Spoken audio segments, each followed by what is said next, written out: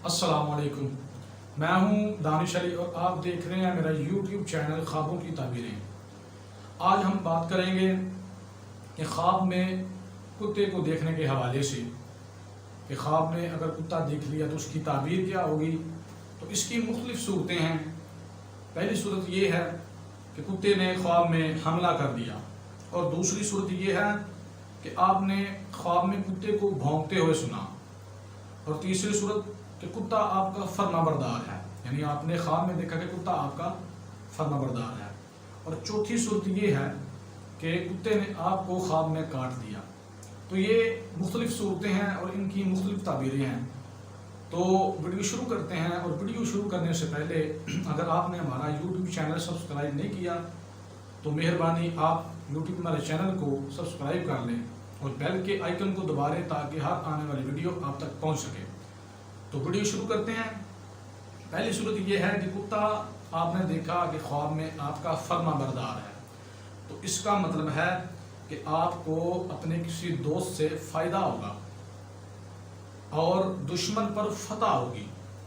پہلی صورت کی تعبیر یہ کہ آپ کو اپنے دوست سے فائدہ ہوگا اور دشمن پر فتح ہوگی، یہ اچھی خواب، اس کی تعبیر اچھی ہو گئی۔ دوسری صورت یہ ہے کہ اگر آپ نے کتے کو اپنے اوپر بھونکتے ہوئے سنا تو اس کی تعبیر یہ ہے کہ آپ کو رنج ہوگا، غم ہوگا، لوگوں کی باتوں سے آپ پریشان ہوں گے، لوگ آپ کو کسی وجہ سے رنج پہنچائیں گے، تو اس کی تعبیر اچھی نہیں ہے، لہذا بندے کو استغفر اللہ کرنا چاہیے، استغفار کرنا چاہیے۔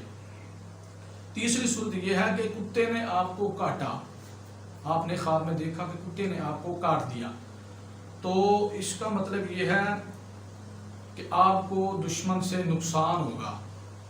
پہلی صورت تو یہ تھی نا کہ فرما بردار تھا تو دشمن سے فائدہ ہوگا۔ اب یہ صورت تیسری یہ ہے کہ اگر کتے نے آپ کو کاٹ دیا تو اس کا مطلب ہے کہ آپ کو دشمن سے نقصان ہوگا، فائدہ نہیں ہوگا، تو لہٰذا ہمیں استغفار کا وظیفہ کرنا چاہیے، صدقہ و خیرات کرنا چاہیے۔ اور اس کے علاوہ چوتھی صورت یہ ہے کہ کتے نے آپ پر حملہ کر دیا، کتے نے آپ پر حملہ کر دیا، تو اس کی بھی تعبیر کچھ ویسی ہی ہے کہ آپ پر لوگوں کے تانے کسے جائیں گے، لوگ آپ کو ذلیل کرنا چاہیں گے، اور ہو سکتا ہے کہ آپ ہو بھی جائیں، تو اس لیے بندے کو استغفار کرنا چاہیے۔ تو یہ 4 صورتیں تھیں، لہٰذا مجھے امید ہے کہ آپ کو سمجھ آ گئی ہوگی، تو آپ اسی بات کو لے کر ان باتوں کو سمجھیں اور اللہ کی بارگاہ میں استغفار کریں۔ دعا کرتا ہوں کہ اللہ تبارک و تعالیٰ آپ کو تمام خوشیاں عطا فرمائے۔ وما علینا الا البلاغ المبین۔